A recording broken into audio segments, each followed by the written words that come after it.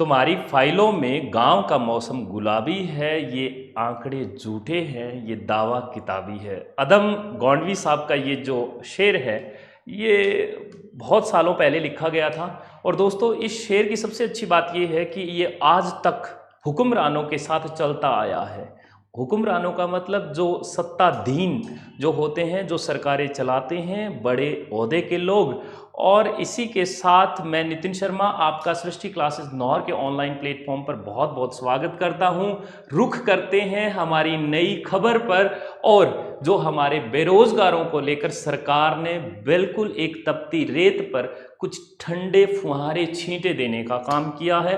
वो क्या है हम देखते हैं। हालांकि मेरे शेर को इन सब चीज़ों से जोड़कर देखना वो आपके विवेक पर निर्भर करता है। मैं ऐसा नहीं कहता हूँ। अक्सर जितना गुलाबी वो अपनी फाइलों में दिखाते हैं, उतना ही गुलाबी हमारे गांव में होता है, ऐसा मैं यहाँ पर कहता हूँ। अच्छा दोस्तों, बात ये है कि ये जो खबर है ये क्या कह रही है। सीएम गहलोत के ट्वीट से ये खबर शुरू हुई। आप कहोगे सर ये वाला कैसे।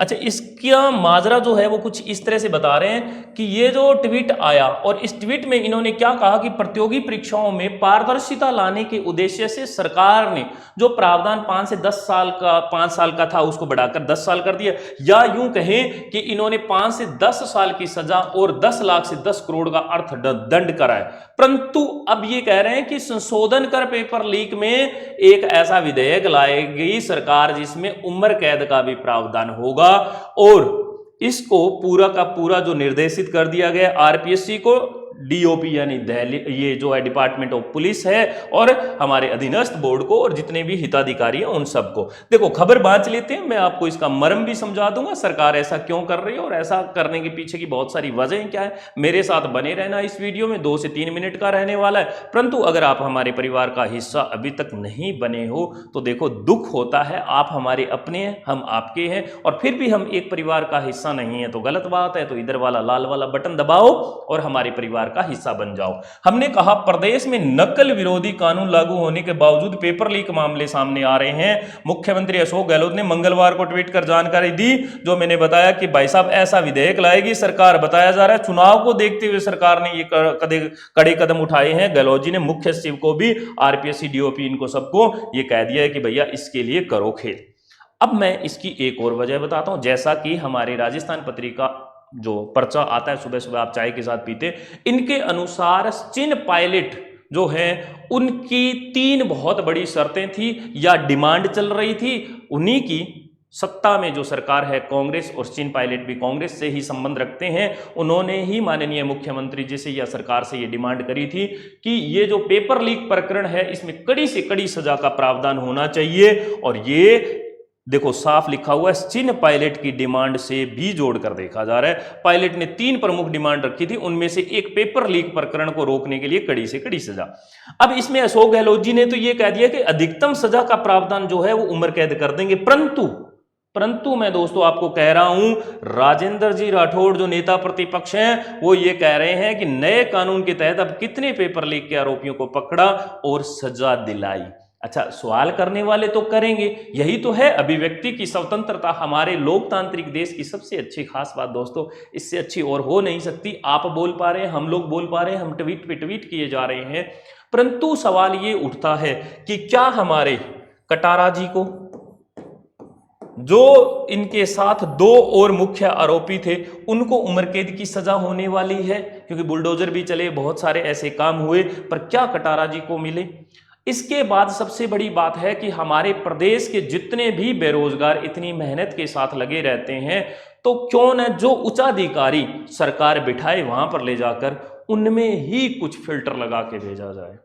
ऐसे इंसान का हालांकि पता नहीं चलता है दोस्तों कि सामने वाला या जो भी अधिकारी वहां पर सरकार पहुंचाती है अपनी तरफ से बहुत ही नेक और अच्छे अधिकारी पहुंचाती है, फिर भी ऐसे प्रकरण हो जाते हैं। माननीय मुख्यमंत्री नहीं चाहते होंगे, उनका कोई ऐसी मंशा नहीं होगी, उनके लिए पूरा प्रदेश एक सा है, उनके लिए सारे एक जैसे हैं, परंतु पेपर लीक तो फिर भी हो जाते हैं। इसके लिए जो पूरा सिस्टम है, कड़ी से कड़ी सजा देने से नहीं इतना कुछ हो पाएगा जितना इस सिस्टम को सुदृढ़ करने से होगा।